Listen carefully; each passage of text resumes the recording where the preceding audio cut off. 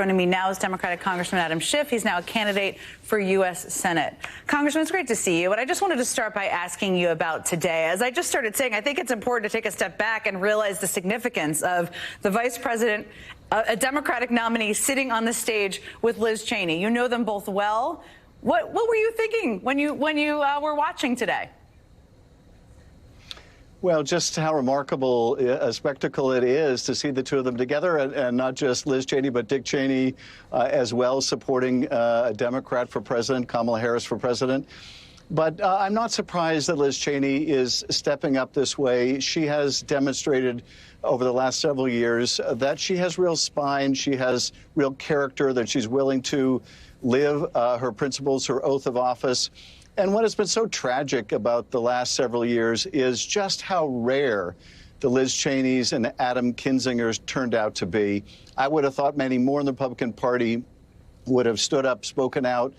Many are starting to now, and I think Liz has really been leading the way. To that point, Congressman, it's such a good point because she has not avoided threats. She's not avoided criticism. She lost her political seat because of this. At the same time, while she is dealing with all of that, you've been called out by Trump so many times. You're still out there publicly talking. And so my question to you is, why can't people like John Kelly, Jim Mattis, Mitt Romney, and others speak out? Is it fear? Is it something else? And are you disappointed? I am disappointed that more are not speaking out. There's, all of Bush world, really. George W. Bush and the, hundreds of people that were close to him and his administration that still could speak powerfully to the Republican Party and Republican base. They've chosen to remain silent. They don't want to get sullied by Donald Trump. They don't want to, take all of the kind of incoming sleaze from the Trump enablers. And while I can certainly understand that, our democracy is on the edge here. We have a candidate for president who's talking about unleashing the military against his domestic opponents. This is not the time to be squeamish. People need to stand up and be counted. And I hope more will follow the example of Liz Cheney and Dick Cheney. Yeah, no question about it. And there's some people who could do that. I mean, I just played several clips, I don't know if you saw, of Trump going after you by name. I know you've said you live rent-free in his head. I think that's fair. But are you ever afraid for yourself or your family? And how do you factor that in? Well, I think you have to be concerned when you have someone running for president who is singling you out as an enemy to be dealt with by the military, because that kind of crazy talk reaches people who are unwell. But look, I think the candidate himself is unwell. He seems increasingly unhinged, detached from reality in his conduct of his campaign, in his obscene references during his campaign, in his dancing instead of giving interviews on the campaign stage. So we're seeing a lot of very erratic behavior, which would be okay if it was your crazy grandpa, your crazy old grandpa. But this is a candidate for president. But more than that, to have an American candidate for president nominee talking, using the language of a Kremlin dictator or a South American dictator or any other dictator is unheard of in American politics and poses a real threat to the health of our democracy. Yeah, and I wanted to ask you one of the specifics you already referenced. I mean, he's talked about using the military against the enemy from within, which in my view is quite a broad swath of people. He obviously wouldn't have that power to do unless he's elected. But I wonder what you think about that possibility. And, you could likely be a new member of the Senate. How are you and others preparing for that possibility? Well, I'm preparing for a Harris presidency, which I think is the most likely outcome, but is, of course, very close. And, should the worst happen and he once again have access to the levers of power, we're all going to have to do everything we can to defend our democracy and our institutions, because during the 4 years he had in office, he drummed out all the people of any independence or stature who might stand up to him and replaced them with utter sycophants. And he would start with the utter sycophants. But I think the point you made at the top is such an important one, Jen, that he may be singling out particular people or groups right now.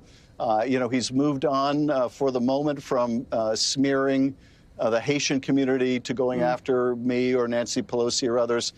But tomorrow there's no telling who it will be, what group it will be, whether he will encourage his enablers in state government or local government to turn after their local political opponents or people who are expressing themselves in criticism of their government or his policies. So this is I think, a danger to the whole country. And just what Harris has been pointing out, we need a president who will bring us together, not one who wants to cast anyone who disagrees with him as an enemy within. No question. And just so everybody, we're obviously watching the start of the event. We're going to bring that to everyone. We're going to listen to that in just a moment. But I wanted to ask, because I think everybody's tuning into this. We're just 15 days out from the election. Hopefully they're tuning in to kind of the Trump possibilities here, which is one of the reasons I love talking to you about it. One of the things you've talked about is the fact that now the so-called guardrails Trump may have had during his first term won't be there. And I just wanted to play specifically with Congress is one of the things I think there isn't enough focus on. I wanted to play this exchange with House Speaker Mike Johnson when he was pressed yesterday about Trump rhetoric and then defended it. I mean, I've had colleagues in the House say he must be eliminated. He must be extinguished. He's literally talking about this stuff is over the top. You know, against Democrats. I mean, he's literally talking. No, he's not. No, yes, he is. No, he's not, Jake. No, he's not. No, he's talking about using the National Guard and the military to keep the peace in our streets. And I wanted to raise this because Trump needs enablers, right? He needs enablers within the White House, but also in Congress in order to do what he wants to do. And the January 6th committee and all of your work raised this issue extensively. So what should people understand from listening to that about, I guess, how far his party will let him go? Well, I think what people should understand, for Mike Johnson, who wants to remain Speaker, who feels that he needs Trump's support to remain Speaker, he will do anything, say anything. He will defend the indefensible. He will tell you what Donald Trump is saying is not what he is saying. He'll sacrifice everything. Robert Carroll, the historian, once said that power doesn't corrupt as much as it reveals. Well, it's revealing Mike Johnson to be who he is, someone desperate to be in power. It revealed Liz Cheney to be a person of great courage and conviction. But it revealed so many J.D. Vances, the people who once described Trump as a potential Hitler, a cultural opioid, as being utterly craven, now desperate to be on this unfit ticket. And what it does tell us is we're going to need a Democratic majority in House and Senate. I think part of the reason he goes after me, and you could tell upset he is that I might be in the U.S. Senate, he doesn't want people in the Senate or the House standing up to him. But should the worst happen, we will stand up to him. But I'm confident the best is going to happen, and Vice President Harris will be our next president. Congressman Schiff, always enjoy talking to you. Thank you so much for taking the